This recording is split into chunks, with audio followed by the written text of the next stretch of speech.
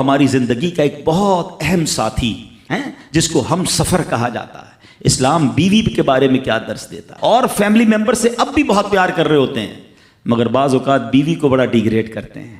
ہم شاید بھول گئے ہیں کہ ہماری زندگی کا بہت بڑا حصہ جس کے ساتھ گزرا ہے، ہم اس کے ساتھ بعض اوقات زیادتی کرتے ہیں۔ ہم کاروبار میں تکلیف میں ہوں، ہم باہر کسی ٹینشن میں ہوں، کسی بندے سے کسی بات کوئی بری لگ گئی، سارا غصہ آ کر اب بندے نے اپنی زوجہ پہ نکالنا ہے، کیونکہ وہ بیچاری تو کچھ نہیں کہہ سکے گی۔ پہلے کے زمانے جاہلیت میں بھی یہی تھا کہ عورتوں کو پیر کی جوتی سے زیادہ ذلیل سمجھا جاتا تھا، مگر کیا آج بھی کچھ گھرانوں میں ایسا نہیں ہے؟ ہماری زوجہ کی شاید ہر دعا میں ہم ہوتے ہیں۔ ہم اپنی بیوی کے لیے کتنی دعا کرتے ہیں، غور کیجیے۔ حالانکہ میں نے دیکھا ہے کہ جن کی شریک حیات دنیا سے جاتی ہے نا، وہ لوگوں کو میں نے ٹوٹتے بھی دیکھا ہے۔ تو ایسا نہ کریں، جس طرح وہ آپ کے لیے محبت کا اظہار، دعاؤں کی آپ کی خدمت گار ہے، آپ بھی اس کے لیے اچھا برتاؤ کریں۔ اور نبی پاک کا کیا انداز تھا؟ میں تو آج اسلام کی شریعت کی، اللہ کے نبی کی بات کرنے آپ کے سامنے آیا ہوں۔ اللہ کے حبیب علیہ الصلوۃ والسلام سے سوال کیا گیا کہ حضور آپ کو دنیا میں سب سے زیادہ پسند کون ہے؟ اللہ کے حبیب نے فرمایا عائشہ۔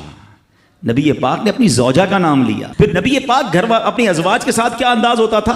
گھر کا سودا سلف لے کے جاتے، کھانے پینے میں ہاتھ بٹاتے، محبت اور پیار کا اظہار فرماتے، سافٹ ماحول تھا گھر کے اندر۔ کیا ہمارے گھر میں ایسا ماحول ہے؟ اسلام سے پہلے مال کے لیے جانوروں اور دوسرے ساز و سامان کے ساتھ ساتھ بیوی کو بھی رہن رکھوا دیا جاتا تھا۔ جیسے پیسے کوئی رہن رکھواتا تھا نا، بیوی بھی ایک مال کی طرح تھی، لوگ گروی رکھوا دیتے تھے اپنی بیوی کو۔ یہ اسلام سے پہلے عورتوں کا حال تھا، بیویوں کا حال تھا۔ اللہ اکبر! اسلام نے نکاح کے ذریعے عورت کو مرد کے آدھے ایمان کا محافظ قرار دے دیا۔ قرآن کہتا ہے وَعَاشِرُوهُنَّ بِالْمَعْرُوفِ، ان سے اچھا برتاؤ کرو۔ اسلام نے بیویوں کے ساتھ اچھا برتاؤ کرنے والے کو سب سے بہترین قرار دیا۔ اسلام سے پہلے کے حالات دیکھیں نا عورتوں کے بارے میں، تو حیثیت کیا تھی کہ وہ مردوں کی خواہشات پورا کرنے کے لیے کھلونا تھیں۔ عورتیں دن رات مردوں کی خدمت کرتی، محنت مزدوری بھی عورتیں کرتی، اور جو کچھ کماتی وہ مردوں کو دے دیا کرتی، مگر وہ ظالم مرد ان عورتوں پر کچھ بھی خرچ نہ کیا کرتے، عورتوں کو جانوروں کی طرح مارتے پیٹتے تھے۔ ذرا ذرا سی بات پر عورتوں کے کان، آنکھ اور ناک کاٹ دیا کرتے تھے، عورتوں کو دردناک سزائیں دے کر قتل کر دیا کرتے۔ باپ کے مرنے کے بعد جس طرح اس کے لڑکے جائیداد کے مالک ہو جاتے تھے، اس طرح اپنے باپ کی بیوی یعنی اپنی ماں کے بھی مالک ہو جاتے تھے۔ معاذ اللہ اپنی ماں کو لونڈی بنا کر رکھتے تھے۔ اللہ اکبر! عورتوں کو ان کے ماں باپ، بھائی بہن، شوہر کی میراث میں کوئی حصہ نہیں ملتا تھا۔ عورتیں کسی چیز کی مالک نہیں ہوتی تھیں۔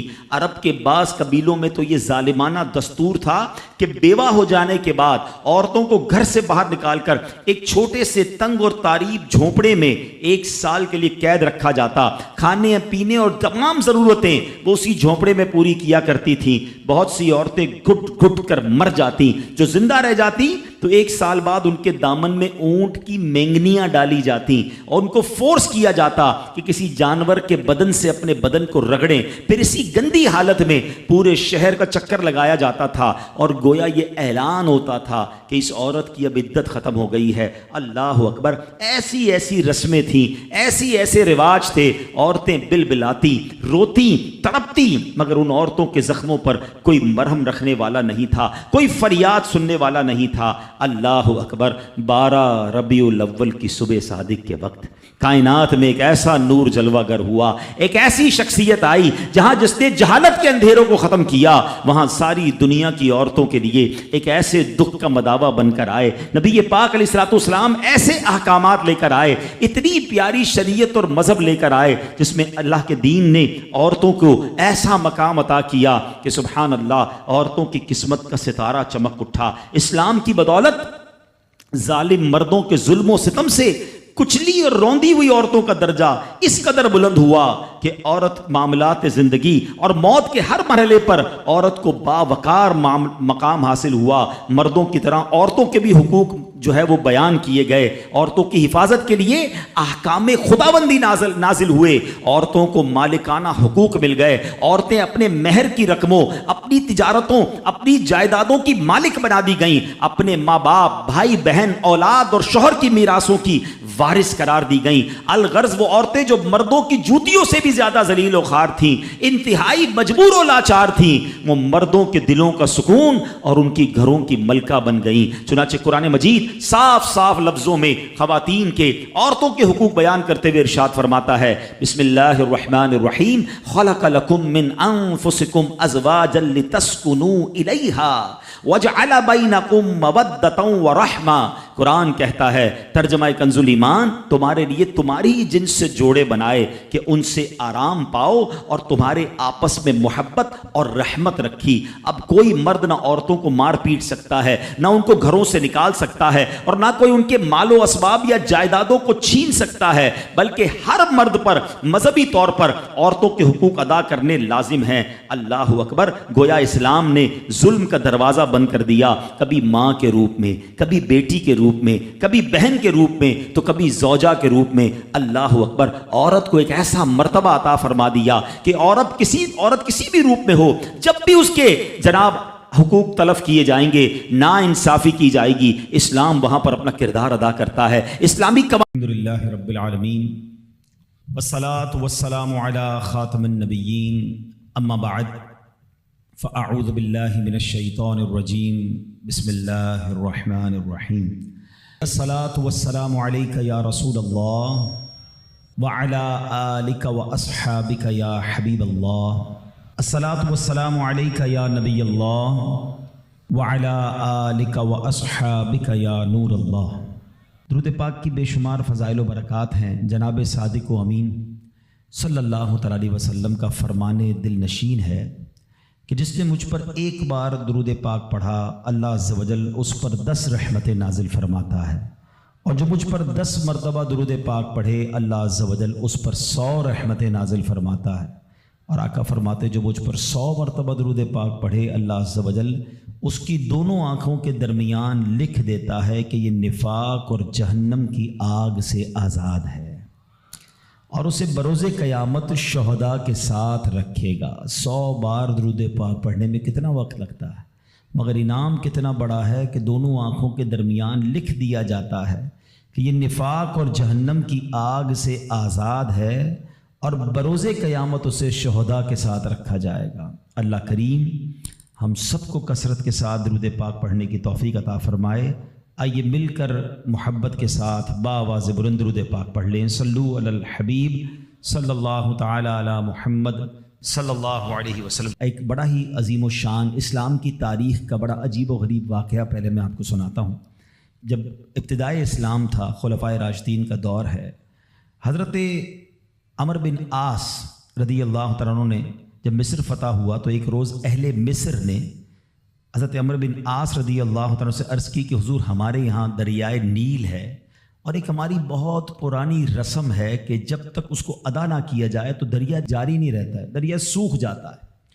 انہوں نے کہا کہ کون سی رسم ہے؟ تو کہا کہ ہر سال ایک کماری لڑکی کو اس کے والدین سے لے کر بڑا عمدہ لباس اسے ہم پہناتے ہیں، بڑا تیار کرتے ہیں، زیورات پہناتے ہیں، اور پھر اس کو دریائے نیل میں ڈال دیتے ہیں، یعنی اس کو پانی میں ڈبو دیتے ہیں۔ حضرت عمر بن عاص نے کہا کہ یہ کیسی رسم ہے؟ اسلام میں تو ایسا ہرگز نہیں ہو سکتا، کیونکہ اب اسلام آ چکا تھا اور مصر فتح ہو چکا تھا، مسلمانوں کے اب وہاں احکامات جاری تھے۔ تو آپ نے فرمایا کہ یہ اسلام تو پرانی اور واہیات رسموں کو مٹاتا ہے، جو پرانی واہیات رسمیں ہیں۔ تو لوگوں نے کہا کہ اگر آپ نے ایسا کیا تو دریا کی روانی کم ہو جائے گی۔ آپ نے کہا نہیں ہو سکتا۔ اب ایسا ہی ہوا کہ دریا کی روانی کم ہوتی گئی۔ اب لوگوں نے سوچا کہ اب پانی کم ہو جائے گا تو زندگی مشکل ہو جائے گی، تو ان لوگوں نے وہاں سے کوچ کرنے کا ارادہ شروع کیا۔ حضرت عمر بن عاص نے اب امیر المومنین حضرت عمر فاروق رضی اللہ تعالیٰ عنہ کو خط لکھا اور عرض کی، حضور ایسا ایسا معاملہ ہے اور لوگ ایسی بری رسم چلاتے تھے، میں نے وہ رسم کا منع کر دیا کہ اسلام ان رسموں کی اجازت نہیں دیتا، مگر حضور اب تو پانی بھی کم ہونے لگ گیا ہے۔ اللہ اکبر! حضرت عمر بن خطاب رضی اللہ تعالیٰ عنہ کی شان دیکھیں۔ امیر المومنین نے ایک خط لکھا اور کہا کہ یہ رکا جو ہے دریائے نیل میں ڈال دینا۔ آپ نے ایک خط لکھ کر بھیجا کہ یہ رکا جو ہے دریائے نیل میں ڈال دینا۔ حضرت عمر بن عاص کو جب وہ رکا پہنچا، وہ لیٹر پہنچا، تو آپ نے اس لیٹر میں کیا دیکھا کہ لیٹر میں لکھا تھا، اے دریائے نیل، اگر تو خود جاری ہوتا ہے تو نہ جاری ہو، اور اللہ کے حکم سے جاری ہوتا ہے تو میں واحد قہار عز و جل سے عرض گزار ہوں کہ تجھے جاری فرما دے۔ حضرت عمرو بن عاص نے وہ رکا جو ہے دریائے نیل میں ڈالا، اللہ اکبر، ایک رات میں دریا کا پانی 16 گز بڑھ گیا، اور وہ دن ہے، آج کا دن ہے، دریائے نیل کبھی سوکھا نہیں ہے۔ مصر سے وہ رسم ہی ختم ہو گئی، اور سبحان اللہ دریائے نیل جاری و ساری ہے۔ اللہ اکبر۔ اس ایک واقعے میں بہت کچھ ہے سیکھنے کو۔ پہلی بات تو کیا سیکھنے کو ملی کہ چاہیں تو اشاروں سے اپنے کایا ہی پلٹ دیں دنیا کی، چاہیں تو اشاروں سے اپنے کایا ہی پلٹ دیں دنیا کی، یہ شان ہے ان کے غلاموں کی، سرکار کا عالم کیا ہوگا۔ حضرت عمر کی شان دیکھیں، حضرت عمر کے واقعات اگر پڑھیں نا، جو لوگ کرامات کے منکر ہیں یا جو لوگ اولیاء کرام کی جناب کمالات کو نہیں سمجھ پاتے، صرف حضرت عمر کی سیرت کو پڑھ لیں۔ حدیث کی کتابوں میں مضبوط روایتوں میں یہ واقعات موجود ہیں۔ ایک بار حضرت عمر کے دور میں زلزلہ آیا ہے، تھوڑے عرصے پہلے بھی کئی ملکوں میں زلزلہ آیا، بڑی تباہی آئی، لوگ کہتے ہیں ارتھ کویک آ جائے تو رکتا نہیں ہے۔ ایک تو شان مصطفیٰ ہے کہ نبی پاک نے احد پہاڑ پر ٹھوکر لگا کر فرمایا تھا، اے احد رک جا، تجھ پر ایک نبی، ایک صدیق اور 2 شہید موجود ہیں۔ آقا نے ٹھوکر لگا کر زلزلہ روکا تھا۔ ایک بار حضرت عمر کے دور میں زلزلہ آیا تھا، اور حضرت عمر نے کوڑا نکال کر، درہ نکال کر زمین پر مار کر فرمایا، اے زمین رک جا، کیا عمر تجھ پر عدل نہیں کرتا؟ اور زمین ساکن ہو گئی۔ اللہ اکبر۔ حضرت عمر رکا لکھتے ہیں دریائے نیل کے نام، اور پھر دریائے نیل جاری ہو جاتا ہے۔ تو اے میرے پیارے اسلامی بھائیوں، ایک بات تو یہ پتہ چلی کہ اللہ تعالیٰ جسے چاہے کوئی کمال عطا فرمائے، وہ رب کی عطا ہے۔ یقیناً اگر کسی اللہ کے ولی کے پاس، کسی صحابی کے پاس، کسی نبی کے پاس، ہاں یہ بات یاد رہے کہ انبیاء کے پاس جو کمالات ہوتے ہیں، جو حق کی دلیل کے لیے وہ پیش کرتے ہیں، وہ معجزات ہوتے ہیں، اور ایسی بات جو ہماری عقل میں نہ آئے، کسی اللہ کے ولی سے ہو، صحابہ سے ہو، تو اسے ہم کرامات کہتے ہیں۔ تو یہ سب اللہ کی عطا سے ہوتا ہے۔ بہرحال ایک تو یہ پتہ چلی، دوسری بات کیا پتہ چلی کہ اسلام جو ہے وہ کیسی کیسی واہیات رسمیں تھی جس کو ختم اسلام نے کیا، اور عورتوں کا کیسا گھٹیا اور کیسا جس کو آپ کہیں کہ واہیات استعمال تھا کہ جوان لڑکی کو ہر سال تیار کر کے دریائے نیل میں ڈال دیا جاتا تھا، غرق کیا جاتا تھا۔ یہ اہمیت تھی اسلام سے پہلے عورتوں کی۔ اللہ اکبر۔ ایسا دور تھا میرے پیارے اسلامی بھائیوں کہ اگر تھوڑا سا ہم اسلام سے پہلے کے حالات دیکھیں نا عورتوں کے بارے میں، تو حیثیت کیا تھی کہ وہ مردوں کی خواہشات پورا کرنے کے لیے کھلونا تھی۔ عورتیں دن رات مردوں کی خدمت کرتی، محنت مزدوری بھی عورتیں کرتی، اور جو کچھ کماتی وہ مردوں کو دے دیا کرتی، مگر وہ ظالم مرد ان عورتوں پر کچھ بھی خرچ نہ کیا کرتے، عورتوں کو جانوروں کی طرح مارتے پیٹتے تھے، ذرا ذرا سی بات پر عورتوں کے کان، آنکھ اور ناک کاٹ دیا کرتے تھے، عورتوں کو دردناک سزائیں دے کر قتل کر دیا کرتے۔ باپ کے مرنے کے بعد، اب دیکھیں کیا تھا اسلام سے پہلے کہ باپ کے مرنے کے بعد جس طرح اس کے لڑکے جائیداد کے مالک ہو جاتے تھے، اس طرح اپنے باپ کی بیوی یعنی اپنی ماں کے بھی مالک ہو جاتے تھے۔ معاذ اللہ اپنی ماں کو لونڈی بنا کر رکھتے تھے۔ اللہ اکبر۔ عورتوں کو ان کے ماں باپ، بھائی بہن، شوہر کی میراث میں کوئی حصہ نہیں ملتا تھا۔ عورتیں کسی چیز کی مالک نہیں ہوتی تھیں۔ عرب کے بعض قبیلوں میں تو یہ ظالمانہ دستور تھا کہ بیوہ ہو جانے کے بعد عورتوں کو گھر سے باہر نکال کر ایک چھوٹے سے تنگ اور تاریب جھونپڑے میں 1 سال کے لیے قید رکھا جاتا۔ کھانے پینے اور تمام ضرورتیں وہ اسی جھونپڑے میں پوری کیا کرتی تھیں۔ بہت سی عورتیں گھٹ گھٹ کر مر جاتی، جو زندہ رہ جاتی تو 1 سال بعد ان کے دامن میں اونٹ کی مینگنیاں ڈالی جاتی اور ان کو فورس کیا جاتا کہ کسی جانور کے بدن سے اپنے بدن کو رگڑیں، پھر اسی گندی حالت میں پورے شہر پر ان کا چکر لگایا جاتا تھا، اور گویا یہ اعلان ہوتا تھا کہ اس عورت کی اب عدت ختم ہو گئی ہے۔ اللہ اکبر۔ ایسی ایسی رسمیں تھیں، ایسے رواج تھے۔ عورتیں بلبلاتی، روتی، تڑپتی، مگر ان عورتوں کے زخموں پر کوئی مرہم رکھنے والا نہیں تھا، کوئی فریاد سننے والا نہیں تھا۔ اللہ اکبر۔ 12 ربیع الاول کی صبح صادق کے وقت کائنات میں ایک ایسا نور جلوہ گر ہوا، ایک ایسی شخصیت آئی جہاں جس نے جہالت کے اندھیروں کو ختم کیا، وہاں ساری دنیا کی عورتوں کے لیے ایک ایسے دکھ کا مداوا بن کر آئے۔ نبی پاک علیہ الصلوۃ والسلام ایسے احکامات لے کر آئے، اتنی پیاری شریعت اور مذہب لے کر آئے جس میں اللہ کے دین نے عورتوں کو ایسا مقام عطا کیا کہ سبحان اللہ، عورتوں کی قسمت کا ستارہ چمک اٹھا۔ اسلام کی بدولت ظالم مردوں کے ظلم و ستم سے کچلی اور روندی ہوئی عورتوں کا درجہ اس قدر بلند ہوا کہ عورت معاملات زندگی اور موت کے ہر مرحلے پر عورت کو باوقار مقام حاصل ہوا۔ مردوں کی طرح عورتوں کے بھی حقوق جو ہے وہ بیان کیے گئے، عورتوں کی حفاظت کے لیے احکام خداوندی نازل ہوئے، عورتوں کو مالکانہ حقوق مل گئے، عورتیں اپنے مہر کی رقموں، اپنی تجارتوں، اپنی جائیدادوں کی مالک بنا دی گئیں، اپنے ماں باپ، بھائی بہن، اولاد اور شوہر کی میراثوں کی وارث قرار دی گئیں۔ الغرض وہ عورتیں جو مردوں کی جوتیوں سے بھی زیادہ ذلیل و خوار تھیں، انتہائی مجبور و لاچار تھیں، وہ مردوں کے دلوں کا سکون اور ان کی گھروں کی ملکہ بن گئیں۔ چنانچہ قرآن مجید صاف صاف لفظوں میں خواتین کے، عورتوں کے حقوق بیان کرتے ہوئے ارشاد فرماتا ہے، بسم اللہ الرحمن الرحیم، خلق لکم من انفسکم ازواجا لتسکنوا الیہا وجعل بینکم مودۃ ورحمہ۔ قرآن کہتا ہے تمہارے لیے تمہاری جن سے جوڑے بنائے کہ ان سے آرام پاؤ اور تمہارے آپس میں محبت اور رحمت رکھی۔ اب کوئی مرد نہ عورتوں کو مار پیٹ سکتا ہے، نہ ان کو گھروں سے نکال سکتا ہے، اور نہ کوئی ان کے مال و اسباب یا جائیدادوں کو چھین سکتا ہے، بلکہ ہر مرد پر مذہبی طور پر عورتوں کے حقوق ادا کرنے لازم ہیں۔ اللہ اکبر! گویا اسلام نے ظلم کا دروازہ بند کر دیا، کبھی ماں کے روپ میں، کبھی بیٹی کے روپ میں، کبھی بہن کے روپ میں، تو کبھی زوجہ کے روپ میں۔ اللہ اکبر! عورت کو ایک ایسا مرتبہ عطا فرما دیا کہ عورت کسی بھی روپ میں ہو، جب بھی اس کے جناب حقوق تلف کیے جائیں گے، نا انصافی کی جائے گی، اسلام وہاں پر اپنا کردار ادا کرتا ہے، اسلامی قوانین سامنے آتے ہیں، عورتوں کے حقوق بیان کیے جاتے ہیں۔ آؤ سب سے پہلے بات کرتے ہیں بیٹی کی۔ کتنی بڑی نعمت اسلام نے قرار دی، مگر آپ جانتے ہیں اسلام سے پہلے بیٹی کا حال کیا ہوتا تھا؟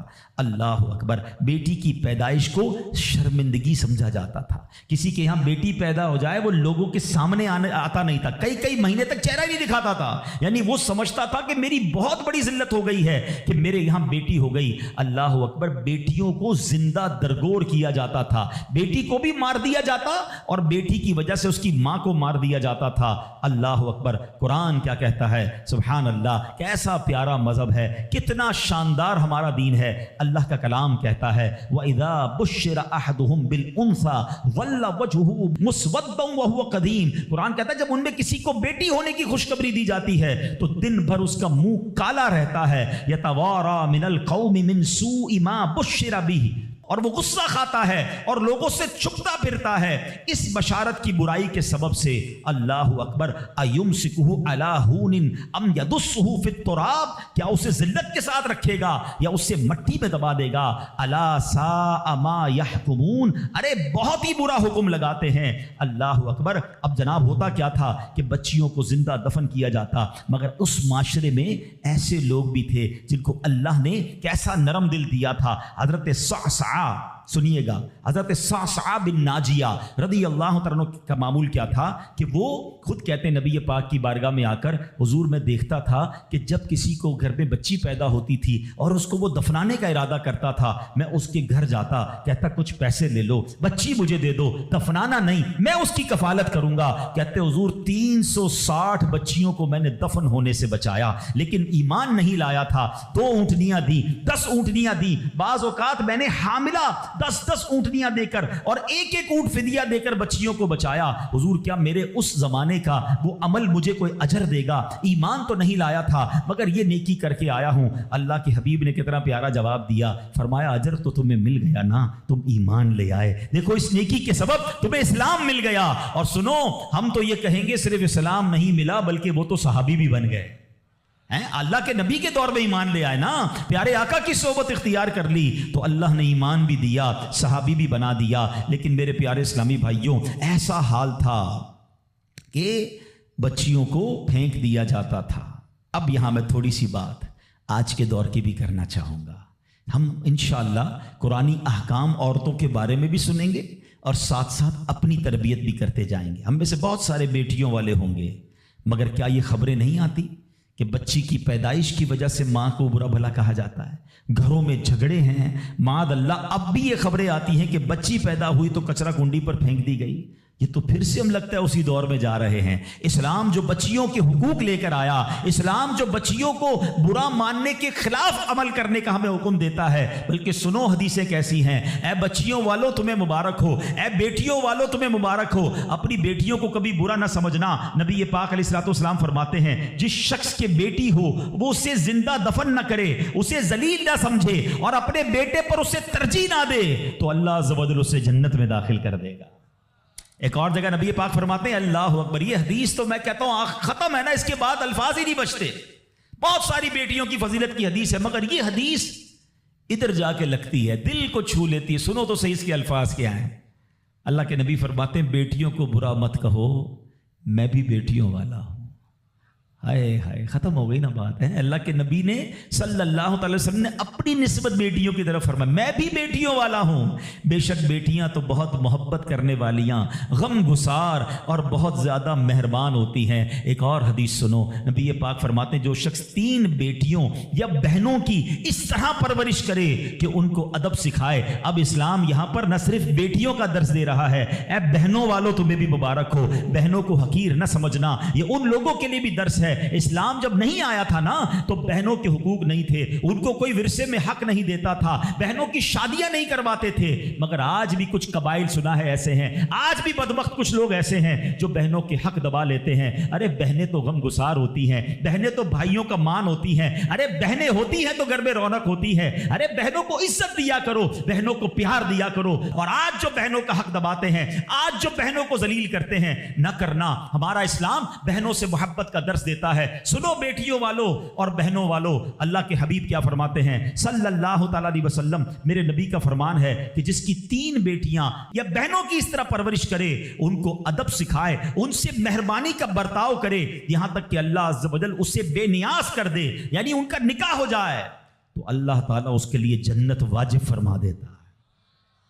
یہ ارشاد سن کر ایک صحابی کھڑے ہو گئے۔ صحابہ کے سوال بھی بڑے کمال کے ہوتے ہیں۔ یقین کرو ہمارے بہت سارے کام سیدھے جو ہے نا، ہمارے لیے بہت ساری آسانیاں صحابہ کے سوالات نے کر دی۔ اب ہو سکتا ہے یہاں میرا کوئی بھائی ایسا بیٹھا ہو جس کی 3 بیٹیاں نہ ہوں، وہ کہتا ہے میری تو 2 ہیں۔ صحابی نے سوال کیا حضور اگر 2 لڑکیوں کی پرورش کرے تو ارشاد فرمایا اس کے لیے بھی یہی اجر و ثواب ہے۔ راوی فرماتا ہے یہاں تک کہ اگر 1 بیٹی کا بھی لوگ ذکر کرتے تو نبی پاک اس کے بارے میں یہی فرماتے۔ مگر ایک روایت اور بھی موجود ہے کہ ایک صحابی نے کھڑے ہو کر کہا حضور اگر کسی کی 1 بیٹی ہو، اللہ کے نبی نے فرمایا 1 بیٹی ہو تو بھی جنت واجب ہو جاتی ہے۔ بیٹیوں پر شکایت، بیٹیوں پر منہ چڑھاتے ہو، بیٹیوں پر لڑائی کرتے ہو، اللہ اکبر، یہ تو جنت میں جانے کا ٹکٹ ہے۔ تو اپنی بیٹیوں سے پیار کریں۔ اور باپ جتنے بیٹھے نا، مجھے پتا ہے وہ میری بات کی تائید کریں گے، شاید پیدائش پہ منہ چڑھایا ہوگا کسی نے، لیکن آج بھی باپ سے زیادہ کلوز بیٹی ہی ہوتی ہے، پیار وہ باپ سے بیٹی ہی کرتی ہے۔ گھر جاؤ تو بیٹی باپ کا انتظار زیادہ کرتی ہے، مگر نہ جانے کیوں بیٹی کی پیدائش کو اچھا پھر اگر بیٹیاں ہو بھی گئیں، کسی کی 3 ہو گئیں، 4 ہو گئیں، نہیں ہو رہا بیٹا، تو کس بات کی لڑائی ہے؟ کیا عورت کے ہاتھ میں ہے کہ وہ بیٹا پیدا کرے؟ خامہ خائی گھر میں جھگڑا، تانے دینا اس بیچاری کو۔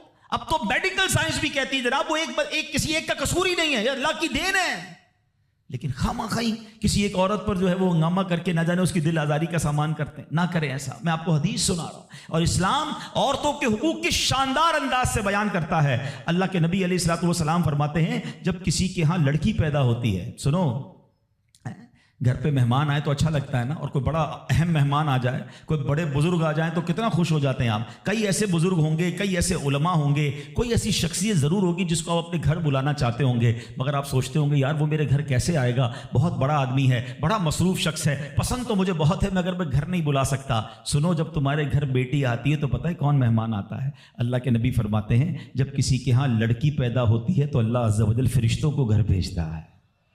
ہاں آپ کے گھر فرشتے آتے ہیں، اور کیا کہتے ہیں؟ فرشتے آ کر کہتے ہیں اے گھر والوں تم پر سلامتی ہو۔ پھر فرشتے اس بچی کو اپنے پروں کے سائے میں لیتے ہیں، اس کے سر پر ہاتھ پھیرتے ہوئے کہتے ہیں یہ کمزور سی جان ہے جو ایک کمزور جان سے پیدا ہوئی ہے، جو شخص اس کمزور جان کی پرورش کی ذمہ داری لے گا تو قیامت تک مدد خدا اس کے شامل حال رہے گی۔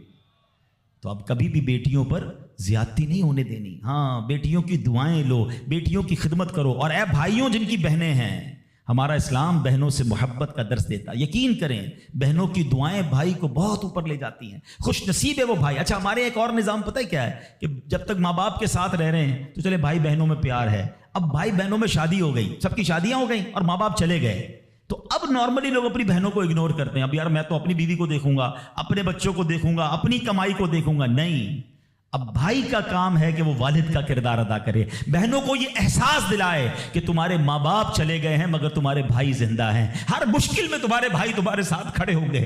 کبھی بہنوں کو یہ ریئلائز مت کرانا کہ وہ اکیلی کہیں کسی پرابلم میں ہو, تو وہ اکیلے میں سوچے کہ میرے ماں ہوتی تو میں کس سے ماں سے بات کر لیتی, باپ ہوتا تو میں باپ سے کہہ دیتی, بھائی کو کیا کہوں وہ تو سنتا ہی نہیں ہے.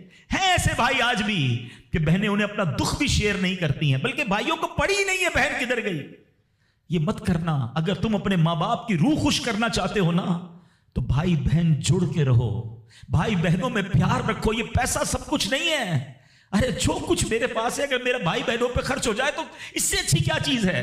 یہ یاد رکھے جو سوشل میڈیا پہ ہزاروں فرینڈ بنائے بیٹھے نا, کہ میرے 5000 فرینڈ تو میرے 10,000 فرینڈ, کسی دن بستر پر پڑو گے نا اسپتال میں, تو اس بستر کے کنارے تمہیں تمہارے بھائی بہن ہی نظر آئیں گے. وہ سوشل میڈیا والا تمہارا جو سارے دن چیٹنگ جس کے ساتھ واٹس ایپ پہ لگے ہوئے ہو نا گروپ میں, کوئی نظر نہیں آئے گا. جب تمہارے گھر میں کوئی بچے کا پرابلم ہوگا, رات آدھی رات کو اگر تمہارے گھر کوئی آ کے تمہیں دلاسا دے گا تو تمہارے بھائی بہن ہوں گے. میں کئی بار بیان میں ایک مثال دے چکا ہوں, چلو آج پھر دے دیتا ہوں, کاش یہ بات سمجھ آ جائے. یہ جو فیملی ہوتی ہے نا, یہ تسبیح کی طرح ہوتی ہے, اور ہم نے دیکھا ہے کہ یہ جو ہے نا تسبیح کے اوپر والا حصہ, یہ ماں باپ ہوتے ہیں. یہ ٹوٹ جائے نا, ماں باپ چلے جائیں, پوچھو ان سے جن کی ماں چلی گئی ہے, پوچھو ان سے جن کے والد چلے گئے ہیں.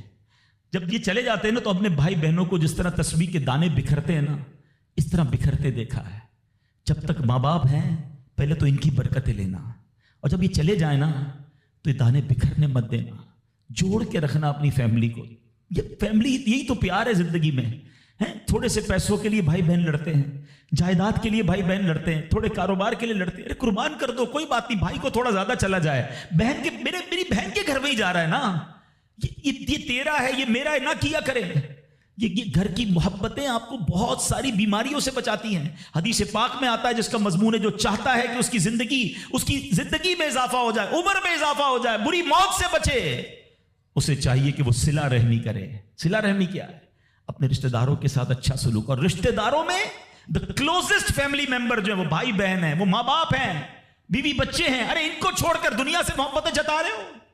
نہیں میرے پیارے اسلامی بھائیوں, تو اپنی بچیوں کے ساتھ اور اپنی بہنوں کے ساتھ بالخصوص اچھا سلوک کرنا. خوش نصیب ہے وہ بھائی جو بہنوں کا مان ہے, خوش نصیب ہے وہ جو والد جو اپنی بچیوں کے ساتھ اچھا برتاؤ کرتا ہے. اور میں نے خود دیکھا ہے, آپ نے بھی دیکھا ہوگا, میں نے دیکھا ہے, بلکہ میں نے ایک طرح سے انٹرویو لیا ہے ایک رشتہ دار کا, کہ یار آپ کی 4 بیٹیاں ہیں, 3 بیٹیاں ہیں. کہتا ہے یار جب سے بیٹیاں آئی ہیں پتہ نہیں رزق کدھر سے آ رہا ہے. بیٹیاں تو کیا آئی ہیں, اللہ نے رحمت کے دروازے کھول دیے ہیں, کیونکہ اس نے منہ نہیں چڑھایا. کچھ ہوں گے ایسے بیٹیوں والے جن کا ہاتھ تنگ ہوگا, تو غور کرو جب بیٹی ہوئی تھی تو شکر کیا تھا یا شکوہ کیا تھا؟ اللہ نے تو بھیجی تھی رحمت تمہارے گھر پہ, تم نے اس وقت بھی اللہ کو ناراض کیا, بیوی کو گالیاں دی, ہنگامہ کیا, اب کہتے ہو رحمت نہیں آ رہی. تم نے تو کتنی ناشکری کر لی. اگر تم سجدہ شکر ادا کرتے, اللہ کی بارگاہ میں راضی رہتے, اللہ بیٹیاں تو دیتا مگر تم پر رحمت کے اور دروازے بھی کھول دیتا. اور ہم نے دیکھا ہے لوگوں کے رزق کو بڑھتے ہوئے.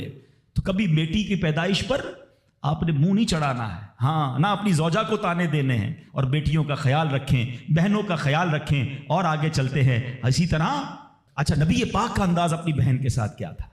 اللہ کے حبیب علیہ الصلوۃ والسلام کی ایک دودھ شریک بہن تھی, حضرت شیما, رضائی بہن تھی نبی پاک کی. اب پیارے آقا کس طرح ان کے ساتھ برتاؤ کرتے تھے کہ ایک بار آپ علیہ الصلوۃ والسلام کی بارگاہ میں جب بہن حاضر ہوئی نا, تو نبی پاک ان کی تشریف آوری پر کھڑے ہو جایا کرتے, اپنی بہن کی آمد پر ان کی دل جوئی فرماتے, ان پر خوب نوازشیں فرماتے. ایک بار پیارے آقا علیہ الصلوۃ والسلام نے اپنی مبارک چادر بچھائی اور اپنی بہن سے پتہ ہے کیا کہتے ہیں؟ مانگو تمہیں عطا کیا جائے گا, سفارش کرو تمہاری سفارش قبول کی جائے گی. بہن جانے لگی تو نبی پاک نے ایک لونڈی یعنی ایک اس کو خادمہ بھی دے دی اور 2 اونٹ بھی عطا فرما دیے. اچھا, اپنی بیٹی کے ساتھ کیا برتاؤ ہے نبی پاک کا؟ بیٹیوں کو جو ڈیگریڈ کرتے ہیں. سنو, خاتون جنت بی بی فاطمہ رضی اللہ تعالیٰ عنہا جب نبی پاک کی بارگاہ میں آتی, آقا کھڑے ہو کر استقبال کرتے, اپنی بیٹی کے ہاتھ کو نبی پاک چوما کرتے, کبھی ماتھے پر بوسہ دیتے. پیارے آقا اپنی جگہ اپنی بیٹی کو بٹھایا کرتے.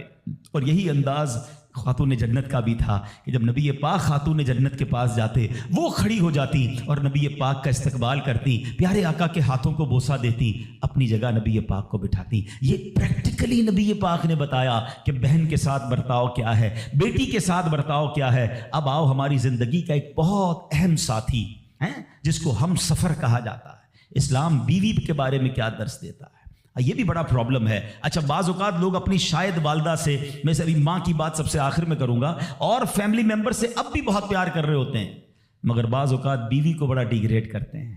ہم شاید بھول گئے ہیں کہ ہماری زندگی کا بہت بڑا حصہ جس کے ساتھ گزرا ہے۔ میں بیان میں پہلے بھی کہہ چکا ہوں، کبھی سوچا آپ نے، ایک تو اللہ نے آپ کا اس کو ساتھی بنایا، اور ہم اس کے ساتھ بعض اوقات زیادتی کرتے ہیں۔ ہم کاروبار میں تکلیف میں ہوں، ہم باہر کسی ٹینشن میں ہوں، کسی بندے سے کسی بات کوئی بری لگ گئی، سارا غصہ آ کر اب بندے نے اپنی زوجہ پہ نکالنا ہے، کیونکہ وہ بیچاری تو کچھ نہیں کہہ سکے گی۔ پہلے کے زمانے جاہلیت میں بھی یہی تھا کہ عورتوں کو پیر کی جوتی سے زیادہ ذلیل سمجھا جاتا تھا، مگر کیا آج بھی کچھ گھرانوں میں ایسا نہیں ہے؟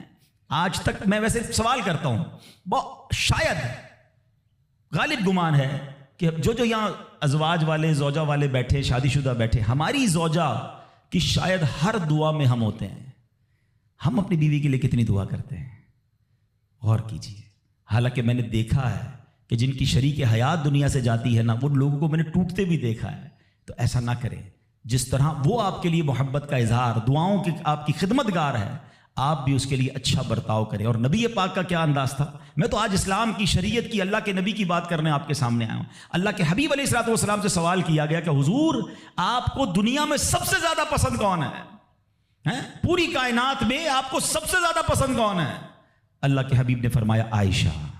نبی پاک نے اپنی زوجہ کا نام لیا، پھر فرمایا ان کے والد حضرت ابوبکر صدیق رضی اللہ تعالیٰ عنہ۔ پھر نبی پاک اپنی ازواج کے ساتھ کیا انداز ہوتا تھا؟ گھر کا سودا سلف لے کے جاتے، کھانے پینے میں ہاتھ بٹاتے، محبت اور پیار کا اظہار فرماتے، سافٹ ماحول تھا گھر کے اندر۔ کیا ہمارے گھر میں ایسا ماحول ہے؟ نہیں میرے پیارے اسلامی بھائیوں، ہمیں یہ سوچنا ہے کہ ہمیں اپنے گھر والوں کے ساتھ کیا انداز اختیار کرنا ہے۔ نبی پاک علیہ الصلوۃ والسلام فرماتے ہیں کہ اسلام سے پہلے، بلکہ بخاری شریف کی حدیث بتاتا ہوں، اسلام سے پہلے مال کے لیے جانوروں اور دوسرے ساز و سامان کے ساتھ ساتھ بیوی کو بھی رہن رکھوا دیا جاتا تھا۔ جیسے پیسے کوئی رہن رکھواتا تھا نا، بیوی بھی ایک مال کی طرح تھی، لوگ گروی رکھوا دیتے تھے اپنی بیوی کو۔ یہ اسلام سے پہلے بیویوں کا حال تھا۔ اللہ اکبر! اسلام نے نکاح کے ذریعے عورت کو مرد کے آدھے ایمان کا محافظ قرار دے دیا۔ قرآن کہتا ہے وَعَاشِرُوهُنَّ بِالْمَعْرُوفِ، ان سے اچھا برتاؤ کرو۔ اسلام نے بیویوں کے ساتھ اچھا برتاؤ کرنے والے کو سب سے بہترین قرار دیا۔ اللہ اکبر! خواتین تو میں کہتا ہوں، میں یہاں انشاءاللہ اس بات کو بھی، اگر واقعی عقل مند خواتین اس بیان کو سنیں گی تو وہ جو مسکنسپشن پیدا کیا جاتا ہے کہ جناب اسلام میں عورتوں کو آزادی نہیں ہے، جناب اسلام میں عورتوں کے لیے گھٹن ہے، اللہ اکبر! ذرا پہلے اسلام سے پہلے کے حالات پڑھو، اور اس کے بعد اسلام کے آنے کے بعد عورتوں کو کیا شاندار مقام میرا دین دیتا ہے۔ اللہ کے نبی نے دا بیسٹ لوگوں کی جب مثال بیان کی، بہترین لوگوں کی مثال بیان کی، تو نبی پاک فرماتے ہیں، ترمذی کی حدیث ہے، سب سے بہتر وہ ہے جو اپنے اہل کے لیے بہتر ہو، یعنی اپنی فیملی کے لیے بہتر ہو۔ اور آقا فرماتے، سنو میں تم سب سے زیادہ اپنے اہل کے لیے بہتر ہوں۔ نبی پاک سب سے زیادہ اپنی فیملی کے لیے بہتر۔ نبی پاک علیہ الصلوۃ والسلام سے ایک شخص نے پوچھا، حضور شوہر پر بیوی کا کیا حق ہے؟ تو آپ نے فرمایا، جب وہ کھائے یعنی شوہر کھائے تو بیوی کو کھلائے، جب لباس پہنے اسے بھی پہنائے، اس کے چہرے پر نہ مارے، اسے بدصورت نہ کہے، اور اگر سمجھانے کے لیے اس سے علیحدگی کرنی پڑے تو گھر میں ہی علیحدگی کرے۔ اللہ اکبر! ایک بار حضرت عمر فاروق رضی اللہ عنہ کی بارگاہ میں، سنیے گا بڑا دلچسپ واقعہ۔ سیدنا عمر فاروق کا کتنا بڑا نام ہے، آپ کے جلال کی، آپ کی عدالت کی مثالیں دی جاتی ہیں، بڑے بڑے لوگ آپ کے سامنے تھر تھر کانپتے تھے۔ حضرت عمر کا حال یہ تھا، آپ کا گھر میں انداز کیا تھا کہ ایک شخص آیا کہ میں حضرت عمر کے پاس جاؤں اور بتاؤں میری بیوی جو ہے مجھ سے اس طرح بات کرتی ہے، اور میرا وہ انداز نہیں ہوتا جو شوہر کے سامنے ہونا چاہیے، ہوتا ہے گھروں میں ہو جاتا ہے۔ تو حضرت عمر کے دروازے پر پہنچا نا، تو اندر سے اسے سیدنا عمر فاروق رضی اللہ تعالیٰ عنہ کی زوجہ ام کلثوم رضی اللہ تعالیٰ عنہ کی ناراضگی کی عالم میں گفتگو کرتے ہوئے سنا۔ وہ حضرت عمر سے بات کر رہی تھی، تو وہ شوہر سوچنے لگا کہ میں تو اپنی بیوی کی شکایت لے کر آیا تھا، حضرت کے تو گھر کا بھی معاملہ ہی ایسا ہی ہے۔ تو وہ کہتے ہیں میں واپس ہونے لگا۔ حضرت عمر نے بلا لیا، کہا کیوں آئے تھے؟ تو کہا کہ میں تو حضرت اپنی بیوی کی شکایت کرنے آیا تھا، مگر میں آپ کے دروازے پر آیا، آپ کے گھر کا ماحول دیکھا تو میں سمجھ گیا ہم دونوں ایک ہی معاملے میں ہی ہیں، آپ کا بھی ویسا ہی حال ہے۔ اب حضرت عمر نے جو ان کی تربیت فرمائی نا، آپ نے فرمایا میری بیوی کے مجھ پر چند رائٹس ہیں، چند حقوق ہیں، مجھے اس سے چند فائدے حاصل ہوتے ہیں جس کی بنا پر میں اس سے درگزر کرتا ہوں۔ پہلا یہ کہ یہ میرے لیے جہنم کی آڑ ہے، میرا دل اس کی وجہ سے حرام کاموں سے بچا رہتا ہے۔ نمبر 2، جب میں گھر سے نکل جاتا ہوں یہ میری خزانچی بن جاتی ہے، یعنی میرے مال کی نگہبان بن جاتی ہے، میری دھوبن بن جاتی ہے، میرے کپڑے دھوتی ہے، میرے بچے کی پرورش کرتی ہے، میرے لیے روٹیاں اور کھانے پکاتی ہے۔ تو وہ شخص کہتا ہے یہ سارے فائدے تو مجھے بھی اپنی بیوی سے حاصل ہیں، تو میں تو کبھی درگزر سے کام نہیں لیتا، وہ مجھے کہتی میں اسے لڑنا شروع کر دیتا ہوں۔ کہتا آج آپ کی بات سے نصیحت مل گئی، اب میں اپنی بیوی کی چھوٹی ماٹی باتوں کو میں بھی درگزر کر دوں گا۔ کتنی پیاری بات بتائی، ہم وہ ساری باتیں بھول جاتے ہیں، ایک غلطی پر پکڑ لیتے ہیں، ایک غلطی پر ڈانٹتے ہیں، ہر غلطی پر جناب ایسا نہیں ہوتا، ہر غلطی کی سزا سزائے موت نہیں ہوتی ہے، ہم غلطیاں نہیں کرتے۔ اگر جس طرح ہم اپنی بیوی کو اور غلطی پر ڈانٹتے وہ ڈانٹنا شروع کر دے پھر کیا حال ہوگا؟ تو ایسا نہ کرے، وہ بھی دل رکھتی ہے، ہم نے کسی انسان سے شادی کی ہے، کمپیوٹر سے نہیں کی، ٹھیک ہے نا؟ تو کمپیوٹر بھی آج کل وائرس آ جاتا ہے، تو وہ تو انسان ہے، غلطی ہو گئی، کوئی بات نہیں۔ تو سبحان اللہ، اتنا پیارا مذہب ہے۔ اور اب آؤ، اسلام نے عورت کو جو ایک اور روپ دیا ہے، ایک اور مقام دیا ہے، اور وہ مقام ماں کا مقام دیا ہے، اور ماں کے قدموں تلے جنت فرمایا۔ ماں کا کیا مقام دیا کہ ماں کو محبت کی نگاہ سے دیکھ لو تو حج مقبول کا ثواب ہے۔ اچھا، اسلام کی تعلیمات کی جو بنیاد ہے، جو ماخذ ہے، جو مرجع ہے، جس کے ذریعے سے سمجھے علم و فضل کی نہریں جاری ہوتی ہیں، وہ کون سی کتاب ہے؟ وہ قرآن مجید ہے۔ قرآن مجید کی سب سے بڑی سورت کون سی ہے؟ سورہ بقرہ۔ اب ذرا سمجھیے گا ماں کا مقام کیسا۔ قرآن پاک کی سب سے بڑی سورت سورہ بقرہ، اور سورہ بقرہ، بقرہ کس کو کہتے ہیں؟ گائے کو۔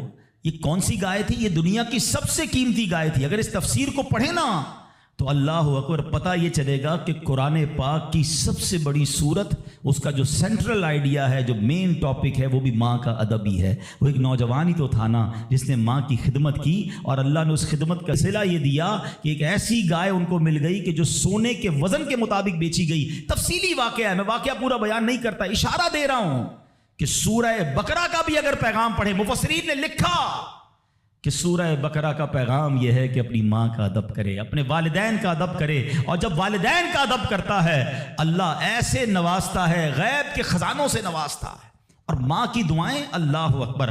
حضرت بایزید بستامی کتنے بڑے اللہ کے ولی ہیں، آپ کے بارے میں آتا ہے کہ ایک بار سردی کی راتیں تھی، ماں کے لیے ماں نے پانی مانگا۔ آج کی ماں پانی مانگے تو بیٹا کہتا ہے خود پی لو ماں، بلکہ بچے ماں سے پانی مانگ رہے ہوتے ہیں، بستر پر بیٹھ کر ماں کو آرڈر چلا رہے ہوتے، امی پانی لے آؤ، اچھا چائے بنا دو، امی یہ کر دو۔ یار ماں ہے یہ ہوٹل والی ہے، اب تو بوڑھی ہو گئی نا ماں، اب تو تمہاری باری ہے کچھ ماں کی خدمت کر لو، کبھی خود کھڑے ہو کے پانی پلاؤ، کبھی خود کھڑے ہو کے ماں کو کوئی چیز پیش کرو، اب بھی ماں کو آرڈر دینا ہے۔ مگر کمال ہے ماں کہ بیٹا جوان ہو گیا، ماں بوڑھی ہو گئی، خدمت سے پھر بھی اس کا جی نہیں چڑاتی، پھر بھی اس کی خدمت کرتی ہے۔ ناشتے میں یہ کھانا ہے بیٹا، دوپہر کو کیا کھاؤ گے؟ اللہ اکبر۔ بایزید بستامی سے ماں نے پانی مانگا۔ اب کہتے ہیں ٹھنڈی رات تھی، پانی لے کر ماں کے پاس گئے، ماں کی آنکھ لگ گئی۔ ہم جیسا کوئی ہوتا تو بستر کے کنارے گلاس رکھتا، خود بھی سو جاتا، سرد رات تھی۔ ساری رات پانی کا گلاس لے کے کھڑے رہے، پتہ نہیں کب ماں کی آنکھ کھل جائے، کب پانی کی ضرورت ہو۔ جب ماں کی آنکھ کھلی نا تو پانی تھوڑا سا نا آپ کی انگلیوں پر لگ گیا تھا، تو وہ برف بن گیا تھا۔ اتنی ٹھنڈی رات تھی کہ پانی برف بن گیا تھا۔ تو اب ماں نے جب پانی مانگا نا تو جب گلاس کو ڈیٹیچ کیا، گلاس کو الگ کیا نا تو خون نکلنے لگا چمڑی سے۔ تو ماں نے کہا کہ بیٹا یہ کیا ہوا؟ ماں نے خون بہتا دیکھا تو ساری بات بتائی کہ ماں اب میں پانی لے کر آیا، آپ آرام کر رہی تھی، میں کھڑا رہا، اب آپ نے پانی مانگا تو برف بن گیا تھا۔ تو ماں نے کیا کہا؟ اے اللہ میں اس سے راضی ہوں، تو بھی اس سے راضی ہو جا۔ ماں کی دل سے دعا لگی نا، وہ بایزید بستامی بن گئے، وہ اللہ کے ولیوں میں بہت بڑا مقام انہوں نے حاصل کر لیا۔ دیکھیں اچھا، آپ ہو سکتا ہے کسی کو شیطان سوال تو دماغ میں ڈال ہی دیتا ہے نا کہ یار ٹھیک ہے میری ماں بھی تو دعائیں دیتی ہے۔ دیکھیں ایک ماں تو ماں ہی ہوتی ہے، ماں کو تنگ کرو پھر بھی عموماً اس کی زبان سے دعا ہی نکلتی ہے۔ ایک دعا وہ ہے کہ آپ ماں سے کہیں اور وہ ماں دعا دے، ایک دعا وہ ہے کہ آپ کہیں نا ماں کو، خدمت ایسی کریں کہ ماں کے دل سے دعا نکلے۔ ہاں آپ کو بغیر بتائے آپ کا والد آپ کو دعا دے، آپ کی ماں آپ کو دعا دے، وہ دعا جو ہے نا، ہاں کتابوں میں لکھا کہ والدین کی دعا اولاد کے حق میں قبول ہوتی ہے۔ ہاں اگر دل سے دعا نکلے نا تو ماں باپ دعا دے دے اور وہ بھی دل سے دعا دے دے پھر تو کیسا مرتبہ ہے. اور سبحان اللہ ماں باپ کے بارے میں کتابوں میں یہاں تک لکھا کہ بیٹا باپ کے ساتھ ایسے رہے جیسے غلام آقا کے ساتھ رہتا ہے. تو اور باپ سے زیادہ خدمت کا حق کس کو کہا گیا؟ وہ ماں کو کہا گیا. تو اب سوچئے کہ ماں کے کتنے حقوق بیان کیے اسلام نے. تو مبارک ہو ان خواتین کو. ماشاءاللہ ہمارا اسلام کس کس موقع پر عورت کے کیسے حقوق بیان کرتا ہے. اور سبحان اللہ ایک بار نبی پاک علیہ الصلوۃ والسلام سے سوال ہوا. سوال کرنے والے نے بھی کتنا پیارا سوال کیا اور یہ حدیث بخاری کی حدیث ہے. اللہ کے نبی علیہ الصلوۃ والسلام سے عرض کیا حضور میرے حسن اخلاق کا سب سے زیادہ حقدار کون ہے؟ کون ڈیزرونگ ہے؟ سب سے زیادہ مجھے کس کے ساتھ حسن اخلاق کرنا ہے؟ حدیث کا خلاصہ نبی پاک نے فرمایا تیری ماں. پھر پوچھا حضور اس کے بعد سیکنڈ؟ فرمایا تیری ماں. کہا حضور اس کے بعد؟ فرمایا تیری ماں. 3 بار. پھر کہا حضور اس کے بعد؟ فرمایا تیرا والد. اچھا اب یہاں یہ حدیث تو پوری ہو گئی مگر سبحان اللہ اچھا کوئی نارمل آدمی حدیث جو لوگ کہتے ہیں نا بھائی کسی مفتی صاحب کی کیا ضرورت ہے، تفسیر کی کیا ضرورت ہے، خود ہی قرآن پڑھ لو، خود ہی حدیث پڑھ لو.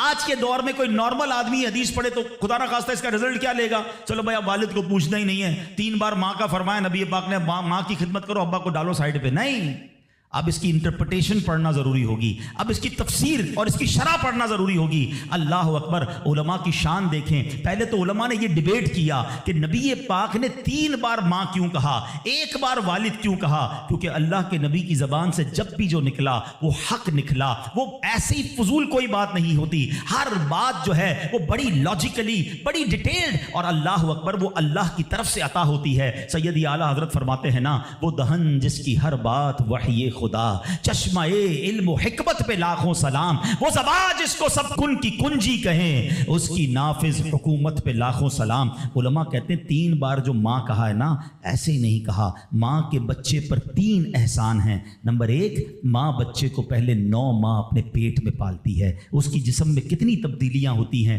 کتنی تکلیفیں وہ اٹھاتی ہے. نمبر 2 جب پیدائش ہوتی ہے، رائٹ دا ٹائم آف پیدائش، وہ بالکل موت کے قریب سے ہو کر آتی ہے، شدید درد اور ایسی کیفیت ہو جاتی ہے کہ کئی لوگ دنیا سے چلے بھی جاتے ہیں. اور تیسری ماں مہربانی کیا کرتی ہے کہ اپنے بچے کو پھر پالتی ہے. فرمایا ماں 3 احسان کرتی ہے بچے پر، اس لیے 3 بار ماں کہا. اور ان تینوں احسانوں میں والد ایک احسان کرتا ہے، وہ بچے کو پالتا ہے، اس لیے 1 بار والد کہا. سبحان اللہ ایک ایک لفظ حکمت بھرا ہے. اب علماء کہتے ہیں اس حدیث کا مطلب یہ ہوگا کہ عزت والد کی زیادہ کرے گا اور خدمت ماں کی زیادہ کرے گا، یعنی والد کا بھی احترام ہے. اللہ اکبر. یہ ہماری شریعت ہے. تو سبحان اللہ آج میرے جو بیان کا موضوع ہے کہ اسلام عورت کا کیسا مقام بیان کرتا ہے، ہر روپ میں عورت کے حقوق کو جو ہے وہ سیف کرتا ہے، اس کے حقوق کو بیان کرتا ہے اور اس پر ظلم و ستم سے بچاتا ہے. تو سبحان اللہ ہم یہاں جتنے بھی بیٹھے ہیں،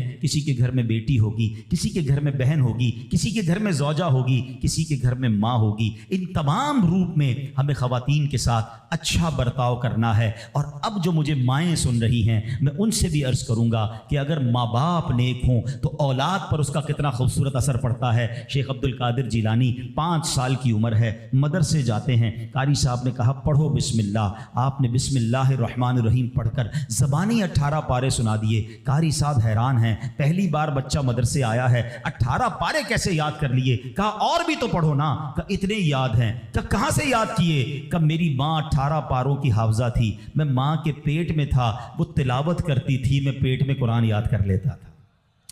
اچھا یقیناً غوث پاک کی کرامت ہے، یہ آج کے دور میں پاسبل ایسے ہم جیسے لوگوں کے لیے پاسبل نہیں نظر آتا. لیکن ایک بات تو ہے نا کہ وہ تلاوت کرتی تھی، دودھ پلاتے وقت تلاوت کرتی تھی. سیدہ فاطمہ رضی اللہ تعالیٰ عنہ کے بارے میں بھی آتا ہے کہ خاتون جنت حسنین کریمین کو جب دودھ پلاتی یا جھولا دیتی تھی انہیں قرآن سناتی تھی. آج ہم کیا کرتے ہیں، چھوٹے بچے کو بھی موبائل پکڑا دو، ہر کھلونے میں میوزک، اسٹارٹ سے ہی اس کو میوزک کا عادی ہم بنا رہے ہیں. تو میری مائیں، میرے بھائی، اگر آپ اپنے بچوں کو نیک دیکھنا چاہتے ہیں تو غوث پاک کی سیرت سے سیکھو کہ ماں باپ نیک تھے، اللہ نے اولاد کو کیسا بنا دیا. تو اگر میں اور آپ چاہتے ہیں، آج بیان تو ہو رہا ہے نا کہ ماں کے ایصال ثواب کرنا ہے، ماں کی خدمت کرنی ہے، لیکن بچے کو دین کے قریب لاؤ گے تو آپ کی خدمت کرے گا نا. آج کل تو دنیا کے اتنا حوالے کر دیا ماں باپ نے کہ بعد میں خود اپنے بچوں سے ڈر لگ رہا ہوتا ہے. ارے باپ رے باپ، میرا بچہ بڑا آفیسر ہے، میرا بچہ بڑا ڈگری ہولڈر ہے، وہ فلاں ادارے میں کام کرتا ہے، اس کو برا لگ جائے گا. ارے تف ایسی اولاد پر جس سے ماں باپ بات کریں تو انہیں ڈر لگے کہ بیٹے کو برا لگ جائے گا. اپنے بیٹے کو دیندار بناؤ. انشاءاللہ اگر آپ کا بیٹا صحیح معنوں میں دیندار بن گیا، عالم بنا، مفتی بنا، یا بے شک اچھی کتابیں پڑھ کر، قرآن و حدیث پڑھ کر اچھا مبلغ بن گیا، اس بیٹے کو ڈر لگے گا کہیں ماں باپ کو برا نہ لگ جائے. یہ فرق ہوتا ہے. بچہ دین سیکھے تو اب بچہ ماں باپ کا ادب کرتا ہے. تو بہرحال اگر ہم چاہتے ہیں کہ ہماری اولاد ہماری زندگی میں بھی ہماری فرما بردار رہے اور ہمارے مرنے کے بعد بھی ہمارے لیے صدقہ جاریہ بنے، تو ہمیں خود بھی نیک بننا ہوگا اور اپنے بچوں کو نیک ماحول سے وابستہ کرنا ہوگا. سبحان اللہ. غوث پاک رضی اللہ تعالیٰ کی سیرت کو دیکھیں. ماں کو کہتے ہیں ماں بغداد جانا ہے. کیوں جانا ہے؟ گھومنے پھرنے نہیں، علم دین سیکھنے. کیسی ماں تھی؟ آپ کہتی بیٹا جاؤ، اب محشر کے دن ملاقات ہوگی. یہاں تو 3 دن کے قافلے میں لوگ نہیں بھیجتے اپنے بچوں کو. آپ پکنک کے لیے بھیج دیں گے دوستوں کے ساتھ. ہم نے دیکھا کچھ لوگوں کے بچوں دین کی طرف آنے لگے، ان کو روکا، اب بعد میں وہی بچہ جب نشے اور برے کاموں میں پڑ گیا تو باپ سر پکڑ کے بیٹھا ہے کہ یار میں نے دین سے تو دور رکھا، اب ایسی صحبت مل گئی کہ بچہ ہی ہاتھ سے چلا گیا. اپنے بچوں کو اب تم دعوت اسلامی کے مدنی ماحول میں یہ اجازت بھی مل گئی ہے کہ والد اپنے بچے کو خود مدنی قافلے میں بھی لے کر آ سکتا ہے. پہلے ہم نے ایک ایج لمٹ رکھی تھی، مگر والد یا بڑے بھائی کے لیے اجازت ہے کہ اپنے چھوٹے بیٹے کو یا چھوٹے بھائی کو بھی وہ مدنی قافلے میں لائے. تو اپنے بچوں کو مدنی قافلے میں خود لے کر آئیں. آپ آئیں گے تو وہ بھی آ جائیں گے. 3 دن 12 دن 30 دن یہ تربیت ہوگی ان کی، اور وہ جتنی نیکی کی طرف جائیں گے اتنا انشاءاللہ آپ کی فرما برداری کی طرف آئیں گے، آپ کے لیے صدقہ جاریہ بنیں گے. تو سبحان اللہ، غوث پاک کی والدہ نے روکا نہیں بلکہ کہا جاؤ بیٹا محشر میں ملاقات ہوگی. مگر نصیحت کیا کی؟ ہر حال میں سچ بولنا. اور سبحان اللہ کیسا سچ بولا تھا. ڈاکو نے حملہ کیا تھا نا، سارا مال بھی واپس کر گئے اور ڈاکو توبہ بھی کر گئے. کیوں؟ کہ آپ نے ڈاکوؤں کے سامنے بھی سچ بولا. سچی زبان سے جو بات نکلتی ہے نا وہ اثر رکھتی ہے. تو یہ ماں کی تربیت تھی نا. تو اللہ پاک ہم سب کو اپنے ماں باپ کا ادب بھی نصیب فرمائے. اور جو ماں باپ مجھے سن رہے ہیں، اللہ کرے کہ ہم اپنے بچوں کی اچھی تربیت کرنے میں بھی کامیاب ہو جائیں. آپ بچوں کی اچھی تربیت کریں، وہ زندگی میں بھی آپ کے لیے دعائیں کریں گے. ہاں آپ کو پتہ ہے بچہ جس کا نمازی ہو، کیا پیارا دین ہے ہمارا. یقین کریں ماں باپ خالی بچے کو نیک بنا دیں، پھر دیکھو بچہ آپ کے لیے کیسا کام کرے گا. آپ دیکھیں ہر نماز میں بلکہ ہر قاعدہ آخیرہ میں وہ آپ کے لیے دعا کرتا ہے. اور کیسے دعا کرتا ہے؟ قبلہ رو با وضو بیٹھ کر. کیا کہتا ہے؟ ربنا اغفر لی ولوالدی وللمؤمنین یوم یقوم الحساب. فجر پڑھ رہا ہے، 2 بار آپ کے لیے دعا کی. اور کس حالت میں کی؟ با وضو قبلہ رو بیٹھ کر. ظہر پڑھ رہا ہے، سنتوں میں دعا کی، فرض میں دعا کی، پھر سنتوں میں دعا. اب کیلکولیٹ تو کرو، اگر میں کچھ نہ کروں، اپنے بچے کو زندگی میں 5 وقت کا پابند نمازی بنا دوں، میرے مرنے کے بعد بھی وہ نماز پڑھتا رہے. ارے نہ ہے میری قبر پر روز نماز پڑھے گا، اتحیات میں بیٹھے گا، دعا کرے گا اللہ میرے ماں باپ کی بخشش فرما دے. کتنا خوبصورت مذہب ہے ہمارا، کتنا پیارا دین ہے. تو اے میرے پیارے اسلامی بھائیوں، آج یہ پیغام لے جاؤ، اولاد ایسی بنا کے جانا ہے کہ میرے زندگی میں بھی مجھے میرا بیٹا دعائیں دے، میری اولاد مجھے دعائیں دے، میری خدمت بھی کرے، اور مرنے کے بعد بھی میرے لیے صدقہ جاریہ کا باعث ہو. مگر وہ جب ہو سکے گا جب ہم خود نیک بنیں گے، اپنے بچوں کو نیک بنائیں گے. اور سبحان اللہ یہاں پر دعوت اسلامی کا ماحول ہمارے سامنے ہے جو خواتین کے لیے بھی رہنمائی کے لیے خوبصورت پروگرام رکھتا ہے. ہماری بہنوں کے لیے مدرسے موجود ہیں، جامعۃ المدینہ موجود ہیں، اسلامی بہنوں کے اجتماعات موجود ہیں، ہمارے اسلامی بھائیوں کے ہفتہ وار ویکلی اجتماعات وہ موجود ہیں. قرآن سے محبت کیجئے، قرآن سیکھیے تو صحیح کہ کیسے پڑھنا ہے. تو خود بھی اور اپنے بچوں کو بھی قرآن پڑھائیے. تو اب جو بڑے ہو گئے ہیں، دعوت اسلامی دیکھیں کتنا پیارا پلان رکھتی ہے کہ جو بچے ہیں وہ مدرسۃ المدینہ جو بچوں کے اس میں داخلہ لے لیں، اور جو بڑے ہیں جو مدرسوں میں دن میں نہیں جا سکتے، جاب کرتے ہیں، کاروبار کرتے ہیں، تو آپ کی آسانی کے لیے تقریباً کراچی کی مسجدوں میں، بلکہ اگر مجھے دنیا میں کہیں بھی سن رہے ہیں تو الحمدللہ دعوت اسلامی والوں سے رابطہ کریں. ہزاروں ہزار مدرسۃ المدینہ بالغان پوری دنیا میں موجود ہیں. کاروبار سے آ کر مغرب کے بعد، عشاء کے بعد اپنے علاقے کی مسجد میں جائیں، انشاءاللہ وہاں آپ کو دعوت اسلامی والے مل جائیں گے. 15 منٹ 20 منٹ اپنے مخارج ٹھیک کر لیں، کچھ نہ کچھ تلاوت کر لیں، تاکہ روزانہ میری زبان سے کچھ قرآن پاک کے الفاظ ادا ہو جائیں. تو الحمدللہ میں امید کرتا ہوں کہ انشاءاللہ اب آپ نے نیت یہ کرنی ہے کہ ہر جمعرات اجتماع میں شرکت کریں گے انشاءاللہ. ٹھیک ہے نا. ہر ہفتے مدنی مذاکرے میں بھی کرم فرمائیں، اور اس کے ساتھ ساتھ مدرسۃ المدینہ بالغان اس کو تھام لیں. انشاءاللہ آپ دیکھیں گے کہ جب میں روز قرآن پاک پڑھوں گا، روز سیکھوں گا، میری زبان پر قرآن جاری ہوگا، تو میرے دل میں بھی قرآن کا نور آ جائے گا. اللہ کریم سے دعا کرتا ہوں، اللہ کریم جن کے والدین حیات ہیں ان کو درازی عمر بالخیر عطا فرمائے، جن کے ماں باپ چلے گئے ان کی بے حساب مغفرت فرمائے. میں ان بچوں سے گزارش کروں گا جن کے ماں باپ ان کے پاس ہیں، ان کے پاس وقت بتایا کرو، ان کی خدمت کیا کرو، ان کی پسند کی چیزیں کبھی کبھی ان کے لیے لے جایا کرو. ماں باپ بولتے نہیں ہیں، ہاں ماں باپ نہیں بتاتے کہ ہمیں کیا کھانے میں پسند ہے یا کون سی چیز پسند ہے. ان سے پوچھا کرو. آج تک تو ہم نے ہی اپنی پسند بتائی ہے نا، امی مجھے یہ پسند ہے، کھانا بنا دو تو یہ والا شربت بنا دو. اپنی ماں سے پوچھو، ہیں اپنے والد سے پوچھو، اور کسی معلوم ہو جائے نا کبھی. اچھا ایک اور مزے کی بات، ماں باپ کبھی بھی مہنگی چیز نہیں بتائیں گے. کوئی پان وان کھانا ہوگا، کوئی شربت پینا ہوگا، کسی قسم کی کوئی آئس کریم کھانی ہوگی، کبھی کبھی ان کے لیے وہ کھانا لے جایا کرو. یقین کریں جن کے چلے گئے نا، اب ان کو اپنے ماں باپ کی وہ ساری باتیں یاد آتی ہیں، اور اب بات بھی کرنی ہوتی ہے تو قبرستان جانا ہوتا ہے. تو اگر تمہارے پاس تمہارے ماں باپ ہیں نا تو ان کے ساتھ بیٹھو، ان کی دعائیں لو. یہ وہ ہستیاں ہیں جن کو محبت سے دیکھو گے تو مقبول حج کا ثواب ہے. بعض اوقات کچھ لوگ اس سے وہ ہوتے ہیں نا کہ یار مجھے ویل چیئر چلانی پڑتی ہے تو مجھے دوائی کے لیے لے جانا پڑتا ہے، یا بعض اوقات کپڑے وپڑے دھلانے پڑتے ہیں یا واش روم لے جانا پڑتا ہے. تم لکی ہو، ہاں بھاگ جاگ گئے ہیں، ورنہ کئیوں کے ماں باپ نے تو موقع ہی نہیں دیا خدمت کا، وہ ہماری خدمت کرتے کرتے چلے گئے. اگر آج کسی بچے کو ماں باپ کی خدمت کا موقع ملا ہے نا، اور کبھی ایسا موقع ملے نا کہ آپ کے پیسے ماں باپ پر خرچ ہوں، تو سمجھ لو تمہارے بھاگ جاگ گئے. ارے انہوں نے ساری زندگی مجھ پر خرچ کیا اور اب میرے پیسوں کے نصیب جاگے کہ کچھ ماں باپ پر خرچ ہو جائیں. لیکن جب ماں باپ پہ خرچ کرنے کی باری ہوتی ہے تو ایسے بھی بدبخت ہیں جو کہتے ہیں یہ میرے ہیں تمہارے تھوڑی ہیں، میں نے کمائے. اللہ اکبر. سوچو جب میں پیدا ہوا تھا، آپ پیدا ہوئے تھے، ہم بے لباس تھے. میرا باپ کہتا تیرے پیسے کہاں ہیں، تو جان تیرا کام جانے دے، میں تو ننگا ہی رہ جاتا نا. اگر مجھے کھانا نہ کھلاتے، میری انگلی پکڑ کر نہ چلاتے، مجھے پڑھاتے نہ، لکھاتے نہ، مجھے سمجھاتے نہ، مجھے کھلاتے نہ، ایک ایک چیز والد اور والدہ نے ہم پر خرچ کی ہے. والدہ خدمت کرتے رہی، باپ پیسے خرچ کرتا رہا، اور جب ہماری باری آئی خدمت اور پیسے خرچ کرنے کی تو اب بوجھ کس بات کا. وہ